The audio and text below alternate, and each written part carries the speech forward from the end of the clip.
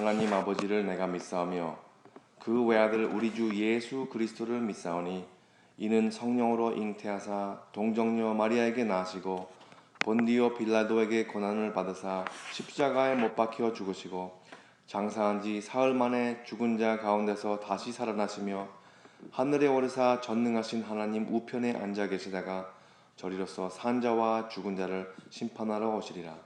성령을 믿사오며 거룩한 공회와 성도가 서로 교통하는 것과 죄를 사하여 주시는 것과 몸이 다시 사는 것과 영원히 사는 것을 믿사옵나이다. 아멘. 찬송가는 오늘도 한 곡만 부르겠는데요. 94장을 함께 부르겠습니다.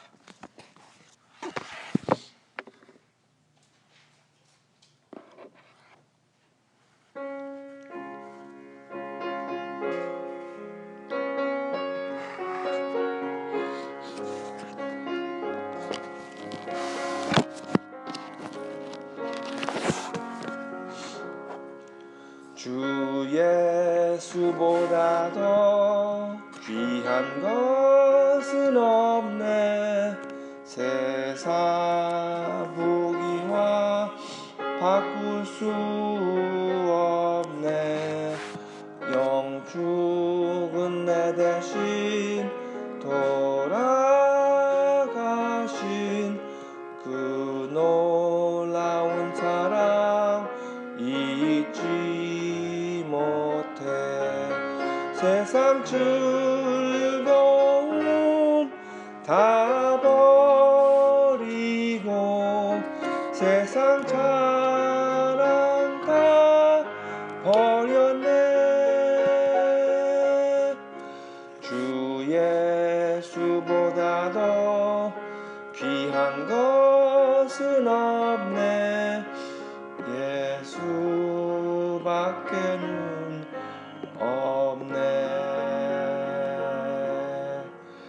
주 예수보다 더 귀한 것은 없네. 이 세상 상명의 매와 바꿀 수 없네. 이전에 즐기던 세상 일도 주 사랑하는 맘 뺏지 못해. 세상 즐거움 다 버리고 세상 자랑 다 버렸네. 주 예수보다 더 귀한 것은 없네. 예수밖에는 없네. 주 예수보다 더 귀한 것은 없네. 이 세상 행복과 바꿀 수 없네. 유혹과 핍박이 몰려와도 주 섬기는 내 맘 변치 않아. 세상 즐거움 다 버리고 세상 자랑 다 버렸네. 주 예수보다 더 귀한 것은 없네. 예수밖에는 없네. 아멘. 오늘 본문 말씀은 누가복음 2장 41절부터 47절까지입니다. 누가복음 20장 41절부터 47절까지입니다. 거기 읽으시면 아멘 하시면 제가 읽기를 시작하겠습니다.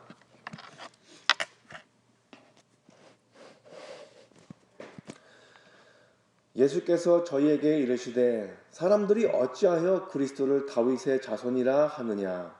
시편에 다윗이 친히 말하였으되 주께서 내 주께 이르시되 내가 네 원수를 내 발등상으로 둘 때까지 내 우편에 앉았으라 하셨도다 하였느니라.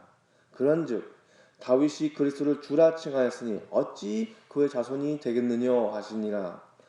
모든 백성이 들을 때에 예수께서 그 제자들에게 이르시되 긴 옷을 입고 다니는 것을 원하며 시장에서 문화를 받는 것과 회당의 상자와 잔치의 상속을 좋아하는 서기관들을 삼가라. 저희는 과부의 가산을 삼키며 외식으로 길게 기도하니 그 받은 판결이 더욱 중하리라 하시니라. 아멘. 잠깐 기도하고 시작하겠습니다. 하나님 아버지 감사합니다. 오늘 새벽 예배에 이렇게 참여하시게 우리의 발걸음을 인도하신 것을 감사드렸고 아침에 일찍이 일깨워 주신 것을 감사드립니다. 하나님 오늘 예배 말씀에 선교 말씀에 그냥 정보만 전해지는 것이 아니라 그 정보로 엮어진 많은 하나님의 영적인 능력이 온전히 소통이 되기를 하나님께 간구합니다. 이 설교제 입시를 온전히 주관하시고 성령 충만한 가운데에서 듣는 자마다 다들 아멘으로 화답할 수 있는 그런 시간이 될 수 있기를 주 예수님 이름을 받들어 기도드렸습니다. 아멘. 할렐루야. 안녕하십니까. 오늘도 새벽 예배에 나오신 성도 여러분 주님 이름으로 환영합니다. 우리는 성경책을 읽을 때마다 유대인들과 다른 어떤 귀한 장점이 있습니다. 그것은 바로 예수님이 메시아라는 그 정체의 진리를 알기 때문에 성경 말씀이 구약에서도 다르게 이해가 되는 것이죠. 그러니까 유대인들이 현재에 우리와 똑같은 구약 성서를 읽는데도 거기에서 아직도 오실 first coming 첫 번째로 오실 메시아를 아직도 기다리고 있는데 우리는 벌써 오셨고 그리고 두 번째로 오실 예수님을 기다리고 있습니다. 예수님께서 사역하실 그 당시에 바리새인들을 비롯한 많은 유대인들은 예수님의 정체에 대해서 잘 알지 못했습니다. 구약시대 때 다윗 임금이 주여라고 부르고 섬기던 주님이 물론 눈으로 보이던 예수님은 아니지만 눈으로 보이지 않던 그 예수님의 영이 이제는 육신을 입으시고 사람들과 함께 하시면서 식사도 같이 하시고 같이 생활을 하실 때에 그분이 시편 110편에서 다윗이 말하는 그 같은 주님이라는 것은 꿈에서도 모를 일이었죠.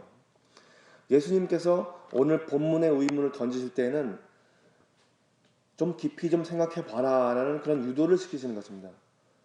그러니까 몰라서도 그렇지만 그게 사실이 아니라는 게 아니라 한번 생각을 해봐라 말씀하실 때 좀 생각을 유발하시는 그런 의문을 하실 때가 많이 있으세요. 예수님께서는 왜 그리스도를 다윗의 자손이라 하느냐 이 질문을 하실 때는 그것이 틀려서가 아니라 한번 생각해 볼 도리가 있다는 것이죠. 그것을 지적해 주는 것입니다. 메시아가 다윗의 후손으로 올 것이라는 것은 오래전 구약시대 때부터 매번 기대했던 것이죠. 여기서 우리가 쓰는 그 메시아라는 단어는 사사기 때부터 인용되는 용어입니다. 이스라엘이 흐트러져서 영적으로 혼탁해져서 주변에 있는 블레셋 쪽, 가나안 쪽, 시팀 족들이 침범할 위기일 때마다 사사들을 일세우셔서 이스라엘 민족을 구원하셨던 기록이 구약에 수두룩하게 적혀 있습니다. 그러니까 이스라엘이 위태로울 때마다 하나님께서 민족을 건지시기 위해서 들어쓰시는 인물이 바로 메시아, 기름 부음을 받은 자라고 불렀던 것이죠. 그래서 메시아라는 개념은 주로 다윗과 같은 임금, 군사력과 용기를 발휘하는 분들을 맞이할 줄 알았지 베들레헴에서 목수 집안에서 태어나 불우한 사람들을 먹이고 병든 자들을 고치시고 그리고 귀신 들린 사람들을 귀신을 쫓으시고 그리고 하나님의 나라를 외치는 분이라는 것은 그런 생각은 미처 못했던 것이죠. 팔복에서 이렇게 나오잖아요. 온유한 사람에게 복이 있나니. 그러니까 그런 메시아를 기대했던 사람들만 그걸 알아챈 거예요. 메시아의 정체를. 예수님께서 예수님께서 이게 예수님이시다. 그것은 우리가 어떤 지성으로 깨달은 것이 아니라 영성으로 깨닫게 된 것이죠. 우리 본문 말씀은 영어로 봐도 좀 헷갈리고 한국말로 봐도 좀 헷갈리는데, 여기에서 주께서 내 주께 이르시되 할 때에는 그 첫 번째 주는 여호와 하나님, 즉 하나님 아버지를 말씀하시는 것입니다. 원어로 보면은 거기에 그 네 글자, 원어로 보면은 유대 히브리 말로 네 글자가 써 있어요. 그거를 영어로 테트라그라마톤이라고 하는데, 유대인들이 감히 인간의 입술로 부를 수 없는 존재를 자음 네 자리로 표시하는 그 하나님의 이름입니다. 우리는 여호와라고 그러죠. 영어로 그거를 발음한다면 야훼라고도 합니다. 그런데 이제 야훼라고 그 히브리 사람들은 유대 사람들은 야훼라는 말을 입에 담을 수가 없는 거예요. 너무 거룩한 이름이기 때문에 그것을 입에 담지 못하고 오히려 아도나이, 주라는 말을 씁니다. 그래서 원어로 보면은 네움 아도나이 라도니 그렇게 나와 있어요. 그 주가 나의 주에게 이르시되. 여기서 두 번째 등장하는 그 나의 주는 아직 육신으로 오시지 않았던 예수님을 말씀하시고 있는 것이죠. 생명의 삶에는 이것을 주 예수님의 신성과 인성을 다윗이 알았다, 그렇게 해석을 하고 있는데, 그것보다 더 구체적으로 우주 만물을 창조하신 하나님을 알기 위해서는 어떻게 그것을 다 이루셨는지 요한복음 1장 1절에 보시면 이렇게 나와 있어요. 태초부터 존재하셨던 이 말씀, 아니면 헬라어로 로고스를 말한다고도 볼 수 있겠습니다. 그게 태초에 하나님과 같이 계셨던 예수님이시죠. 요한복음 14장 6절에서 이렇게 말씀하십니다. 예수께서 가라사대 내가 곧 길이요 진리요 생명이니 나로 말미암지 않고는 아버지께 올 자가 없으니. 그러니까 다윗 임금도 예수님의 영을 알았기 때문에, 성령을 알았기 때문에 그 하나님 아버지를 알게 된 것이죠. 아버지께서 아들에게 말씀하시기를 내가 내 원수를 내 발등상으로 둘 때까지 내 우편에 앉았으라 하셨도다 하였느니라. 그렇게 해석하셔도 좀 더 정확하죠. 그런데 다윗이 주라고 불렀던 그 하나님의 아들이 어떻게 다윗의 자손일 수 있느냐, 그게 의문이에요. 지금 여기서 나오는 게. 그리고 잘 아는 하나님의 말씀, 그 당시에 구약 성서의 족보를 한번 훑어보라는 그런 의미가 담겨 있을 수도 있습니다. 그것이 사실이 아니라, 그것을 사실을 부인을 해서 그렇게 말씀하시는 것이 아니라, 그 사실이 역설적이고 그 많은 유대 민족의 기대를 초월했기 때문에 구약에서 약속했었던 그 당시에 예수님의 정체를 이스라엘의 가장 율법을 잘 알았던 사람들이 오히려 그 주님을 몰라봤던 것이죠. 그러니까 다윗의 후손으로 온다는 것은 알고 있었습니다. 하지만 다윗이 부르기를 어떻게 주라고 부르느냐, 그거를 생각해봐라 그러는 거예요. 성서를 그렇게 잘 알던 사람들이 예수님이 직접 나타났으니까 못 알아본 거예요. 못 알아본 겁니다. 예수님께서 내일 오셔서 우리 중에 함께 하신다면 우리는 알아볼 수 있을까요? 다윗 임금이 주께서 내 주께 이르시되 했던 것처럼 나의 주, 여러분의 주를 알아볼 수 있을까요? 그것은 그만큼 다윗처럼 그 관계가 있어야 되겠죠. 수요 예배 때는 이렇게 말씀을 드린 적이 있습니다. 수요 예배 때 그 선교의 목적은 하나님과 나의 관계적 회복, 관계적인 그 대속. 오늘도 그 관계를 이루셔서 예수님이 정확히 누구신지를 알기를 축원합니다. 예수님께서는 다윗의 혈통으로 오겠다는 그 구약시대의 약속을 이루셨습니다. 하지만 우리가 새벽 예배 때 신앙 고백을 하는 것처럼 성령으로 잉태하셔서 동정녀 마리아를 통해서 태어나셨던 것이죠. 우리가 우리의 신앙생활을 할 때에 우리 기독교가 오직 세상의 많은 종교 중에 하나의 종교라고 다룬다면은 예수님께서 오늘 책망하시는 그 당시에 그 실패한 종교기관과 다를 것이 없습니다. 우리에게는 그리스도교가 뭐 불교나 뭐 회교나 그런 교회 하나라고 생각을 할 수 있겠지만 이스라엘 민족은 그렇게 생각하지 않았어요. 이스라엘 민족의 모든 정체성은 하나님한테 걸려 있었습니다. 그와 같이 우리가 기독교라고 우리가 스스로 주장하고 우리가 예수님을 믿는다고 주장한다면은 우리는 이 세상의 많은 종교들의 일부분을 차지한 것이 아니라 그 모든 종교들이 건드리지도 못하는 그 진리를 이미 포섭하고 있는 그 진리를 갖고 있는 지니고 있는 자들이 우리 기독교라는 것이에요. 그걸 기억하시기 바랍니다.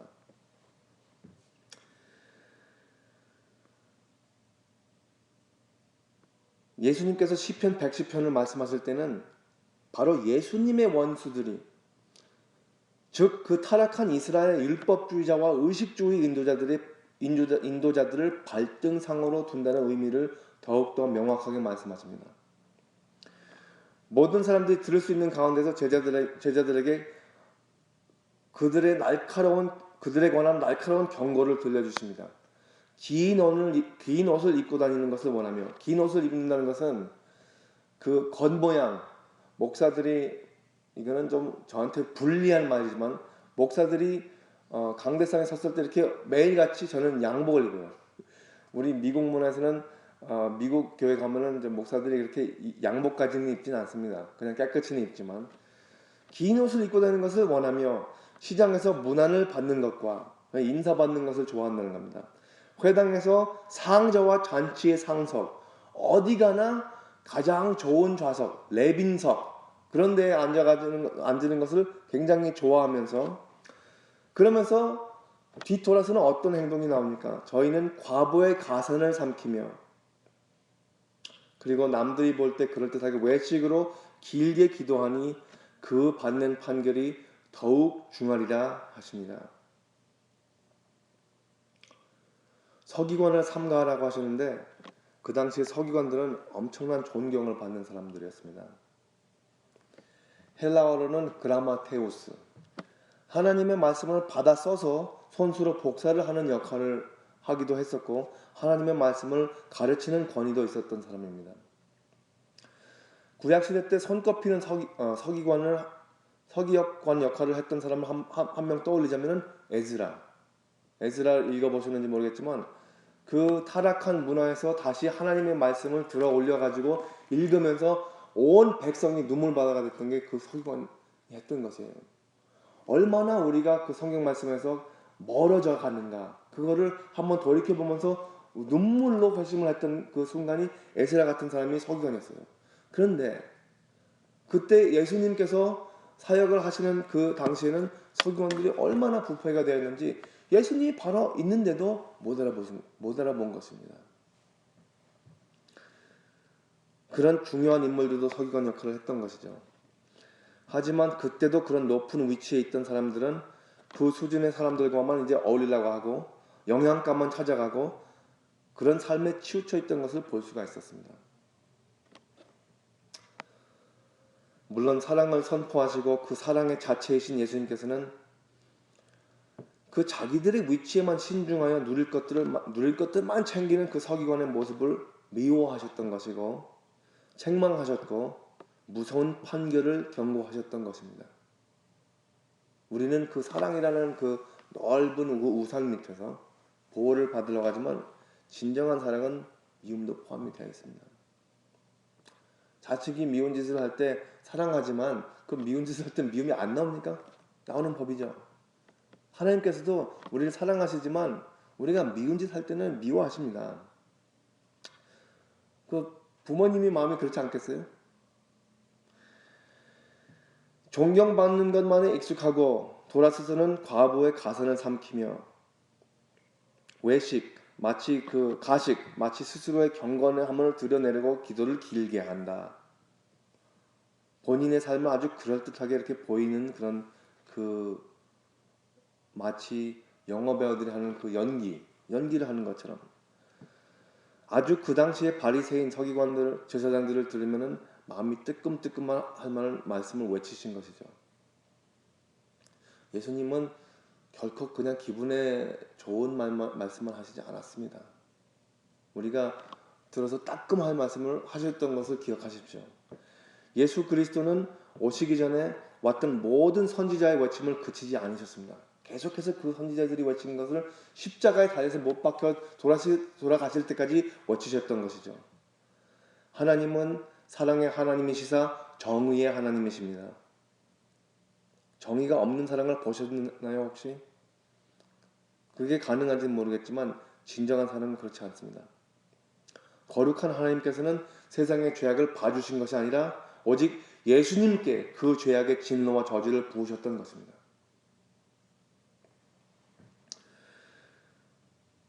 용서가 어디서 나온다고요? 거기에서 나오는 거예요.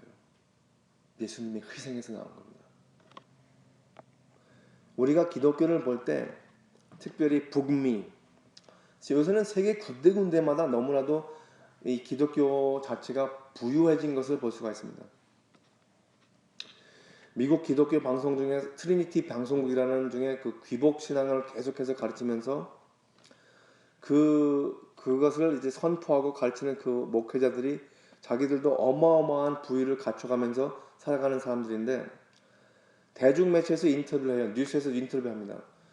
목사님은 어떤 까닭으로 이렇게 수십 밀리언 달러가 되는 그런 맨션에서 살 수가 있습니까? 그렇게 되면 나는 부유를 가르치는 목사인데 부유하게 살아야 되지 않겠느냐? 그렇게 아주 쉽게 정당화를 시켜요. 본인이 사는 삶을. 그게 어떻게 모아진 재산이냐면은 영적 지도자라는 사람들이 텔레비전을 통해서 주로 교육 수준이 좀 낮거나 연로해서 판단력이 부족한 사람들에게 솔깃한 복음이 아닌 귀복신앙을 선포하면서 후원금을 모읍니다. 지금 오늘 바로 우리 전화를 해가지고 돈을 이만큼 우리한테 후원을 하고 그러면은 우리가 기도를 해가지고 축복을 받을 것이라고 이거를 뭐 1000불을 기하면 거기서 10배를 얻을 것이라고 그렇게 가르치면서 모으는 거예요. 계속. 근데 그것을 모아가지고 그 돈이 다 어디로 가나 그게 다 아주 굉장히 투명하게 그게 공개가 된다면 모르겠는데 투명하게 우리가 볼 수 있는 것은 이 사람들이 제트기를 있죠. 제트기를 사가지고 그것도 하나가 아니라 한 대가 아니라 2대, 3대, 4대를 사가지고 소유합니다. 그래가지고 물어보면은 이 제트기가 왜 필요합니까? 그러면 이렇게 대답을 하는 거예요. 하나님께서는 내가 이 제트기를 소유하기를 원하십니다. 이 제트기로 인해서 제트기 비행기 말이죠. 제트기. 하나님의 사역을 감당한다고 하면서 그 세상에서 제일로 손꼽히는 그런 대궐 같은 집에서 사는 것을 우리가 볼 수 있습니다. 여기서 제가 분한 것은 그 사람들은 자기 본인들이 기독교인들이라고 외치면서 다니는데 다른 사람들이 기독교를 볼 때 그 사람을 본단 말이에요. 우리를 보는 게 아니라. 그리고 우리보다 훨씬 더 월등한 기독교인들도 많이 있겠죠. 세상 것 진짜로 모든 것 다 버리고 정말로 고생을 사서 하느라도 어려운 곳에 가가지고 사역을 하시는 분이 분명히 있습니다. 세상을 둘러보면은 우리 기독교인들이 우리 형제자매들이 수두룩하게 많이 있어요. 많이 있는데 제3국가 특별히 핍박이 굉장히 심한 곳에 가면은 인생을 아낌없이 내면서도 예수님의 이름을 부인하지 않는 사람들이 있다는 것이죠. 미국에 살면서 우리 신앙생활이 많이 연약해져 있다고도 볼 수가 있습니다. 하지만 새벽 예배에 이렇게 참여하시는 우리 성도 여러분께서는 그래도 신앙의 불꽃이 타 죽지 않게 계속 발버둥을 친다는 것을 저는 믿습니다. 계속해서 하나님께서 그 마음을 보시고 거기에 대한 하나님의 그 임재의 축복, 언제나 함께 하신다는 그 축복이 사라지지 않으시기를 간구합니다.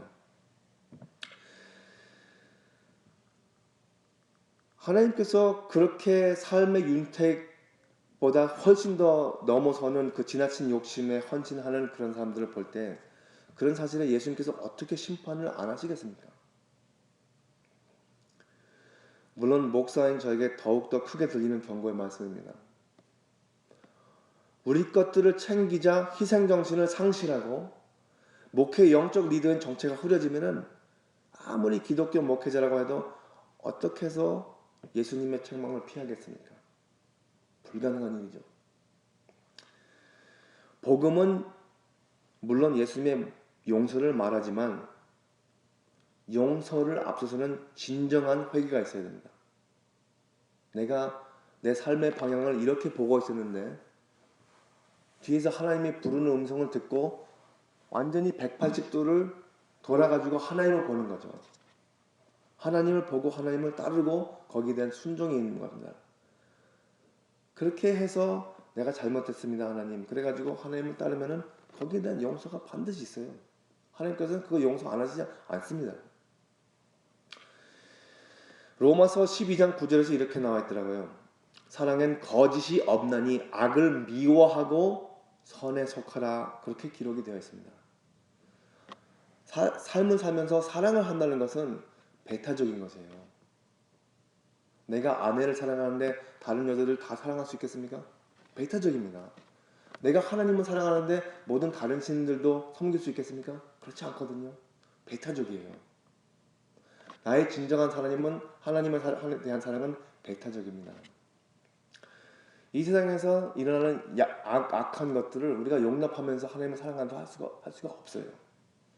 우리가 죄가 있는데 그것을 그냥 무시하면서 용서해 주시겠지 그러면서 살면서 그것을 진정한 하나님의 사랑이라고 할 수가 없습니다. 그래서야만이 우리의 양심이 살아있지, 안 그러면 양심이 화인을 맞아가지고 그 양심의 구실을 못하는 거예요. 양심의 구실을 못하면 복음이 소용이 있겠습니까? 소용이 없습니다. 그 경고의 말씀을 우리가 마음에 깊숙이 간직하고 오늘도 이 새벽에 예배에 나오신 우리 아리조나 성도 여러분께는 언제나 선한 길을 택하셔서 예수님께 큰 기쁨을 안기시는 그런 오늘 하루하루가 되시기를 주님의 이름으로 축원합니다. 기도하시겠습니다. 할렐루야. 하나님 감사합니다. 제 스스로 거울을 볼 때에도, 제 마음을 볼 때에도, 아내 앞에서 제 자신을 볼 때에도, 우리 가족 앞에서 제 자신을 볼 때에도, 우리 성도님 앞에서 제 자신을 볼 때에도 주님 앞에서는 그냥 하나님 부끄러움이 짝이 없습니다. 하지만 하나님께서 우리를 용서하시고 또 일세워 주시니 하루를 또 살아갈 때에 우리가 부끄러움 없이 살 것을 희망하고 소망하고 하나님께 간구합니다. 우리가 이 육신을 입고 정욕을 못 이겨서 계속 넘어지지만 성령님께서 우리 마음 심중에 계속 외치시고 하나님께서 우리를 놔주지 않는다고 약속하셨습니다. 여기에 모인 사람들 한 사람 한 사람마다 하나님의 깊은 은혜에 감동이 돼서 이 삶을 살 때에 지쳐서 발을 질질 끄는 그런 신앙생활이 아니라 정말로 감격에 이기지 못해서 앞으로 뛰어나가는 그런 우리의 신앙생활을 하나님께 간구합니다. 하나님, 그렇기 위해서 우리 마음에 부정한 것들, 우리가 고집하는 것들, 우리 이기적인 그런 자기중심, 그런 것들을 버리고 진정하게 하나님을 온전히 받아들이면서 거기에 대한 기쁨을 우리 마음에 안아갈 수 있게 하여 주옵소서. 지금 출타 중이신 김지혁 목사님 내외분, 정말로 은혜 깊고 깨달음이 많은, 그리고 많은 그 사역에 대한 그 필요에 대해서 회복이 되고 새로운 힘을 얻어서 돌아오시는 그런 여행이 되게 하여 주셨고 그의 발걸음을 보호해 주시옵소서. 그리고 계속해서 성도님, 우리 아리조나 열방교회 성도님들이 하나님의 마음이 어디에 가 있나 거기에 관심을 기울여서 우리 서로 성도님들 한 사람 한 사람마다 가정에 부부지간에 한 마음이 되는 그런 놀라운 역사가 이루어지기를 주 예수님의 이름으로 간구하옵나이다. 이 모든 것을 주 예수님의 이름을 받들어 기도드렸사옵나이다. 아멘. 하늘에 계신 우리 아버지여, 이름이 거룩히 여김을 받으시오며 나라가 임하시오며 뜻이 하늘에서 이루어진 것 같이 땅에서도 이루어지이다. 오늘 우리에게 일용할 양식을 주시옵고 우리가 우리에게 죄 지은 자를 사하여 준 것 같이 우리 죄를 사하여 주시옵고 우리를 시험에 들게 하지 마시옵고 다만 악에서 구하시옵소서. 나라와 권세와 영광이 아버지께 영원히 있사옵나이다. 아멘. 자유롭게 기도하시다가 각자 삶의 현장에서 오늘도 승리하시기를 바랍니다.